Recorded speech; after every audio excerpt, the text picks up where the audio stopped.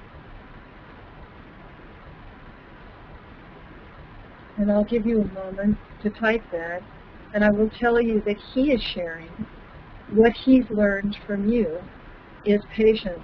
He says, you have been so patient with him. You've been so patient with him. Leanne writes back, acceptance of what is, tolerance of disabilities, facing difficulty without question.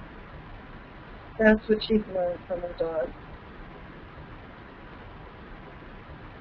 I get tears on this, Leanne. Thank you for being so open. Thank you for having such an open heart. Please, everyone, notice what just happened. That this person who opens her heart to hear from her animal and then talks about what she's learned from her animal. All of you are teams with the animals in your lives for so many reasons. You have things to learn from them. It's not about us teaching our animals, although they do learn. It's about the sacredness of them and the spiritual agreements we make with them. And the third webinar is specifically about the spiritual agreements we make with our animals, who it is that we have living with us. And I want to encourage you to be ready to participate in the way that Leanne has participated during that webinar, because you have an opportunity to hear from your animal in real time and for you to share the humility that you may feel of what you're learning as well from humans.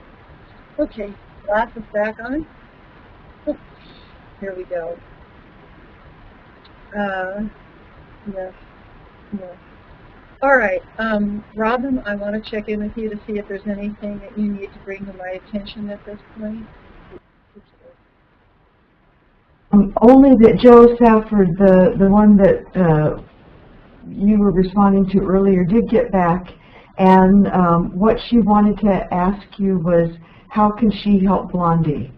That was with the rescue. She had a foster. Right. Right, she has a foster. Okay. How can she help Blondie? All right.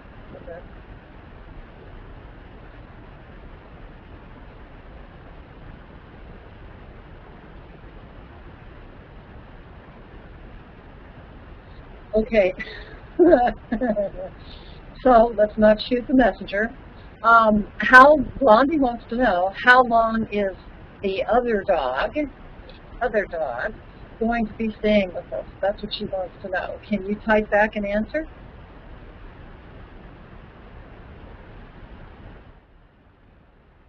And you know, I just realized she emailed photos, and they're both cats. She said they were, I thought she wrote okay. Oh, maybe I'm looking at the wrong. No, you know what? It's because I'm seeing two different pictures here. I'm seeing what I have pulled up on my laptop, so let's go back. You know what, but I will, I can forward these to you so you can see them. All right. Yes. Or can you have Mike post them? Yeah, I'll see That would if... be great. Mike, and he can post them. Okay. I did not understand. I apologize. But what would be interesting to see now, this is not the dog that I have coming up here.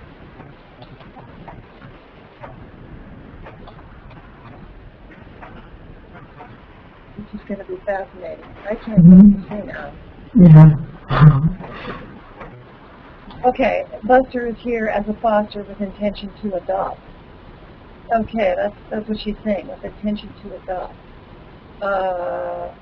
By you, or you mean literally be adopted? Because this is the concern from Buster. By you. Oh, so you're keeping this animal to see if you like the animal? How long have you fostered this second cat?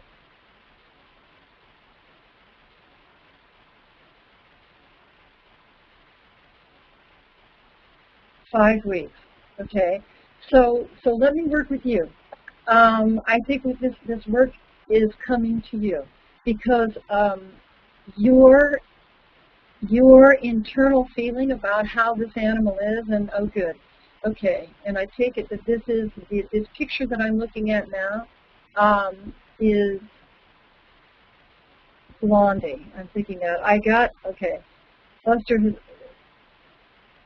Okay, Blondie must be the lighter Persian. Okay. So I got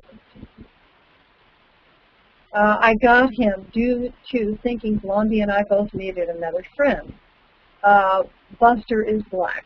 Okay, good. So I got that. That's awfully good. All right. So the word here, then, Joe, is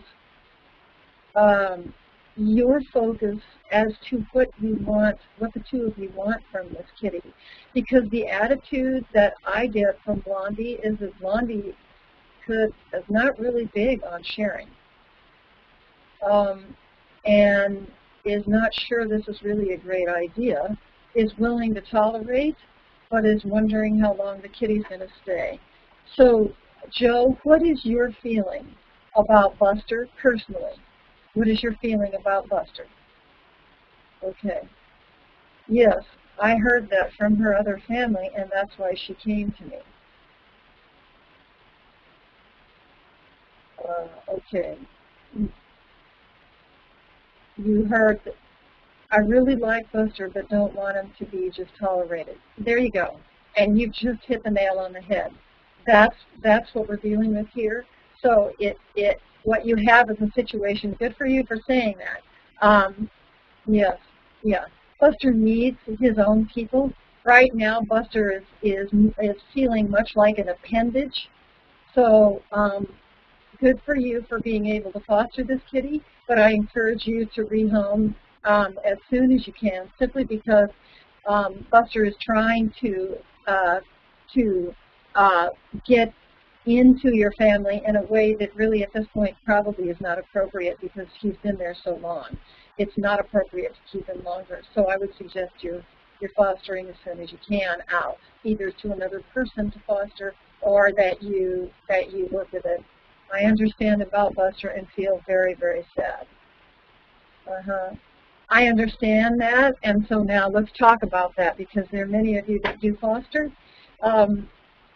The idea of fostering, remember, is that this animal is loved, but you are loving with a clear boundary. And I'm saying that because you keep saying to the animal, we need to pull to us your next human. So you ask Buster to pull to him his next human. You let him pull too. If you get sad, it's going to make the transition that much harder on Buster. So I really want to support your not getting caught in your own emotion and being as strong as you can about releasing him and then actively taking pictures or sharing him with others. You've written your intention here is to have several animals, and now I feel Blondie won't accept anyone. And that may be, and so that's where I would suggest a private session. That would be important to ask and find out what your home is like. And so that you feel better, Joe, I want you to know I have many sessions where someone will have gotten an animal for their other animal, and the first animal says, but I was never asked. And that's really key.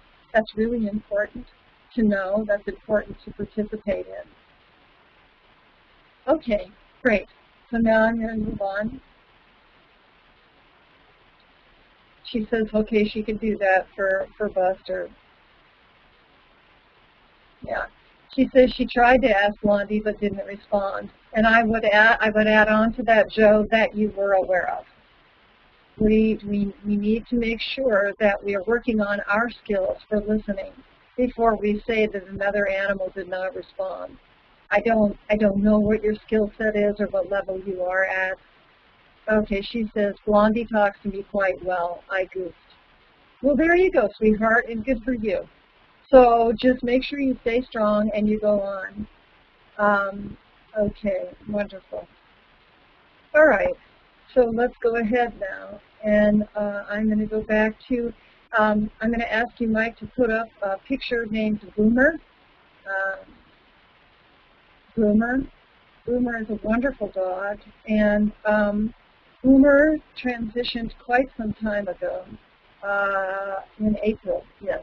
And this is his human checking in, and she's asking the question, can you ask Bosco, I'm sorry, not Boomer, Bosco, sorry, Boomer is another client of mine. Bosco, deceased 412. Yeah, keep going, Mike. Keep going. There we go. There we go. If he and Tarni are together, and if he is still communicating with me. Okay, hold on just one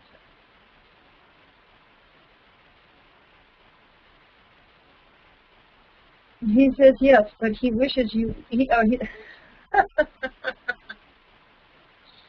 He's asking me to ask you, Julie, don't you ever get tired of doubting? Well, little head flipping sideways, don't you ever get tired of doubting? He says, yes, we do communicate. He says he knows you miss his body. He knows that. But he says he wants very much for you to just accept that he's there. He says, besides, you have a good dog in the physical. You just need to relax now. He says Tarni came and got him early on, but they don't always spend time together. We're busy, you know. We have things we have to do of our own. Great. Okay. All right. All right. So that's what I have for right now. And I think, Robin, that you said you had, did you have any more pictures right now, or is it all right to move on? There's a couple people that have sent questions in the chat, and one, the photos were sent earlier from Melky. I might be not pronouncing that correctly. Of her king poodles. So I don't know. Mike have those pictures. Did you give, I didn't give Mike the pictures of the animals that I sent to you because I wasn't sure how you wanted to structure this. I can send them to him now, or we could save that for another session. You know, why don't we save that for another session? And, yeah. Yes, let's do that. Oh, but, oh yeah, we could, but we could, there is another photo with a question from Bonnie, and the photo, Mike has the photo queued, and I'm gonna put the question in the chat to you. Okay. And oh, right, and Deborah Fish also is right. Okay, so here's the question. Okay. This is from, who is this from? It's from Bonnie Compton. Okay, Bonnie. What can I do to help Tija? Does she want to stay in body, or has she had enough? I will take care of her as long as she wants me to. I'm adopting another dog this Wednesday. I'm sorry. Yeah, put the picture up. Okay, go ahead. Yeah. Yeah, Mike, put the picture up. Yeah. I'm adopting another dog this Wednesday that I hope will be her big brother. Why is she so afraid of doorways? Why is she sensitive? So, yeah, let's just see who she has.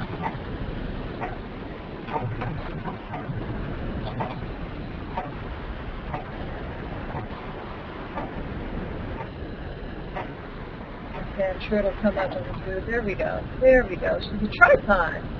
There she is. Yeah. Very good. Okay. And can you tell me, please, how old is Tija? Okay.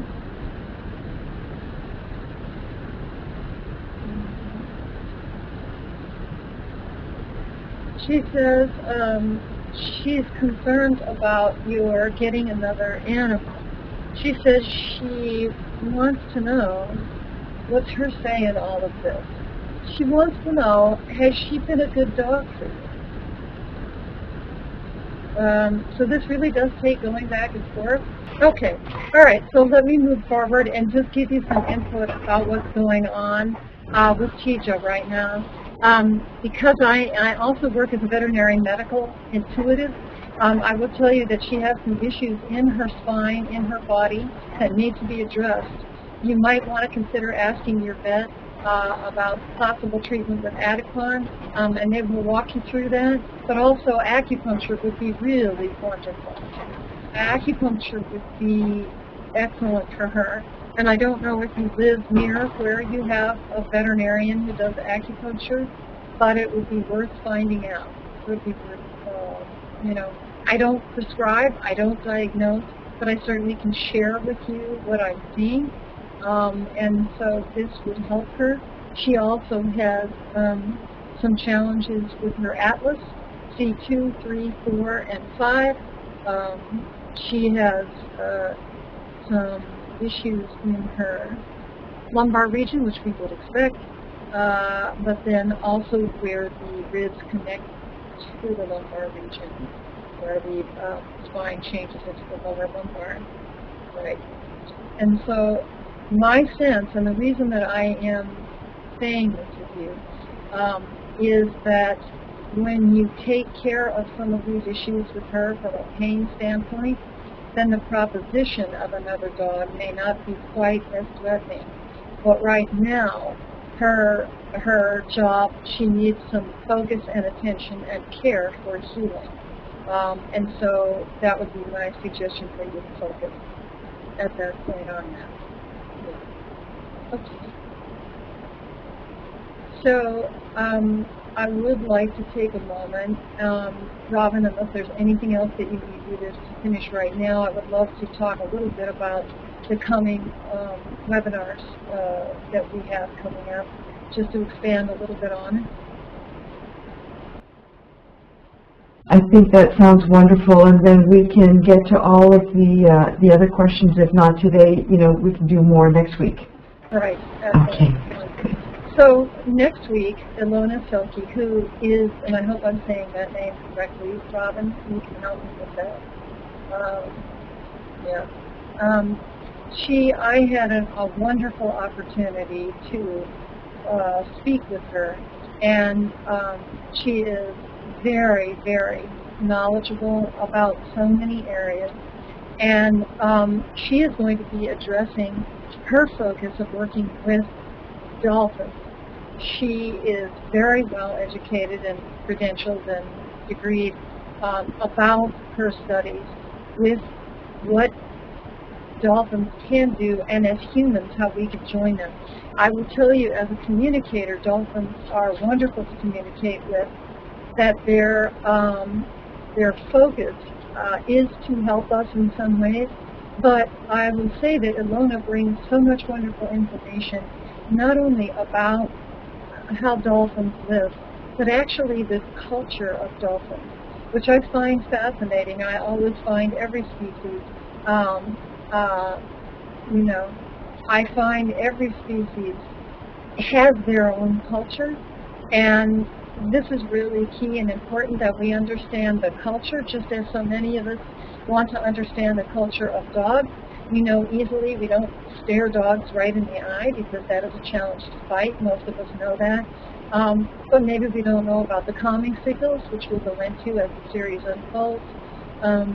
Every species has a cultural bylaws, if you will. And the more we learn about them, the more we can exchange with them in their language and respectfully. So anyway, Ilona has so much to offer us. The next week, I'll be talking about the teachings of animals from cities to suburbs. These are the animals that we have in our lives. And this is what I just mentioned to you earlier today about the sacred agreements that we make with our animals and what we have to learn from them and them from us. I'm excited about that one because this one, as we touched with Leanne today, it can be very deep and very meaningful. And hearing what someone else is learning, if you're hearing it, there's probably a part of it that will fit with you as well.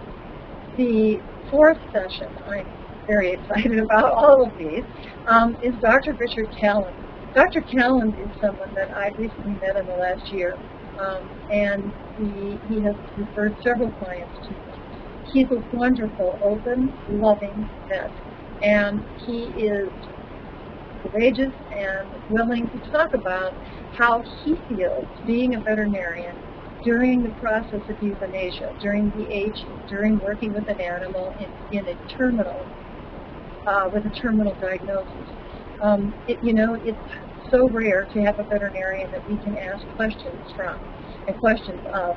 And I'm excited about having Dr. Callan. His work is so wonderful. He's so knowledgeable and so open and willing to share. So I look forward to that with him, talking about end-of-life issues and what we all can learn about that. And then on the 5th session, Linda Tellington-Jones. For those of you who don't know her work, I would suggest that you Google her and look at how incredible her list is. She has, I don't even know how many books she has out now, in 14 different languages plus. Her work is phenomenal, working at a cellular level with animals. She has developed T-Touch, and she has been my animal mentor for many years. She is wonderful at being able to calm animals and work with them to change the way they perceive things simply by getting them to look at what they are physically doing in a different way by touching them. She is an extraordinary human being and travels all over the planet changing people's and animals' lives. But that's going to be the 5th one. The 6th one, I will be talking I will have some guests on, and I'm not quite sure who will be attending as far as the guests at that point, but because I'm a veterinary medical intuitive and I am pioneering this field as well as others who are as well, it is very exciting to me. We will have some slides that I will be showing you about how I work when I am working in tandem with veterinarians, with a veterinary medical team. That's how I prefer to work with a veterinary medical team when we're talking about an animal's life.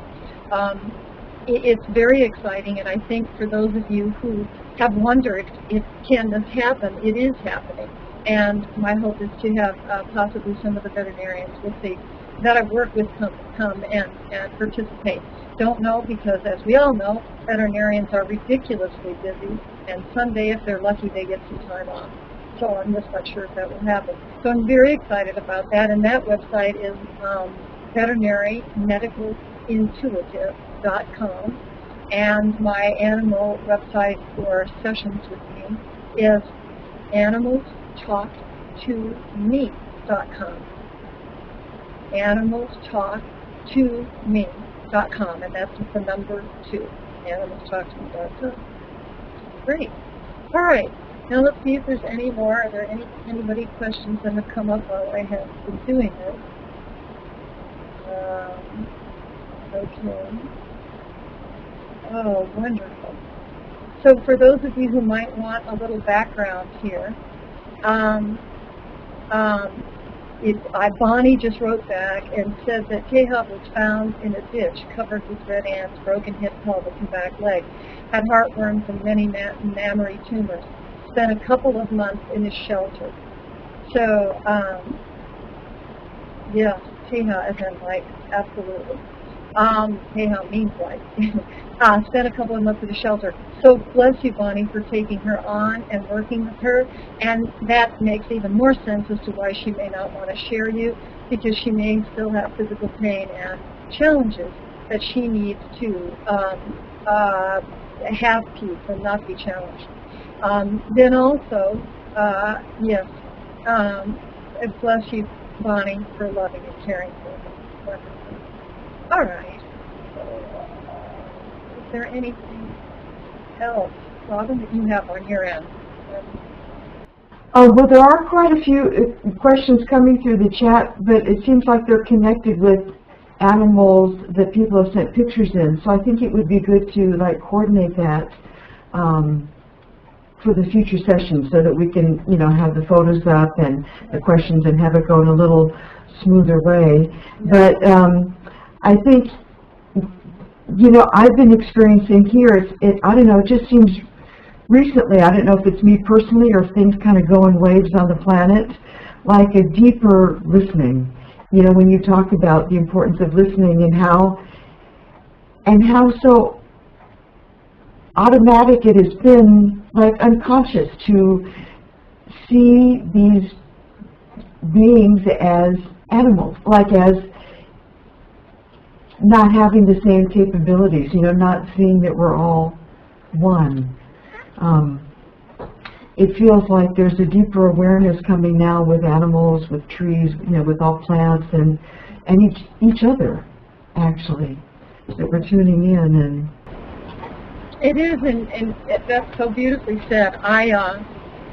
That brings to mind, too, I know, Robin, that you had a story you were going to share about an animal that transitioned not too long ago. Maybe we want to save that for another time. But you're mentioning now about what's happening on the planet. It is very exciting, and I think we've seen, certainly with Sandy just occurring, the hurricane on the East Coast, that miracles can happen with people that were not talking to each other. People having to pull together brings us back to our humanity, the way we are here. People flying back east to help the animals on the ground. All of those things are changing. So why now?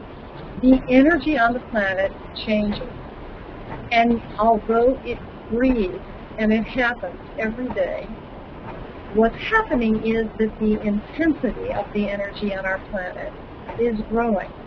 So for instance, if we think of clouds that are buttermilk clouds, what creates those clouds is not as violent air currents as when we see thunderheads. They're all clouds, it's all energy. But what we're seeing on the planet now is that we have an incredible opportunity to utilize more energy that's here. So that means that we need to make sure that we ground ourselves, that we have ways to be released to ourselves, that when we all of a sudden feel a burst of energy, we ask our bodies, remember our bodies are what have us here, we ask our bodies how our bodies are responding to the energy we've just picked up. That's key. That is key. Because to override it and say, I'm going to psychically know what this energy is about, is forgetting that we have a human body. We're having a human experience, and we need to pay attention to what we're doing. So thank you for bringing that up, Robin, because there's so many unfoldments taking place on the planet, but we do need to ground ourselves while they're happening. Yes, and do you feel that now that animals in general, or maybe it's just my own awareness, that animals in general are communicating more? Or is it just because we're starting to be able to listen? Here we go. On the news. That's the one. It's because we're starting to listen more. And you know the expression that many of us have heard, the veil is thinner. That's exactly what's happening. The veil is disappearing. And we have access to our own intuition, and it's so much easier now. And people, I mean, how many people are open to this, you know? I know I was looking at a report. There was a program on 2020 recently about the paranormal. And when I was growing up as a child, they would do a poll for how many people believe in the paranormal. And at that point, it was about 35%.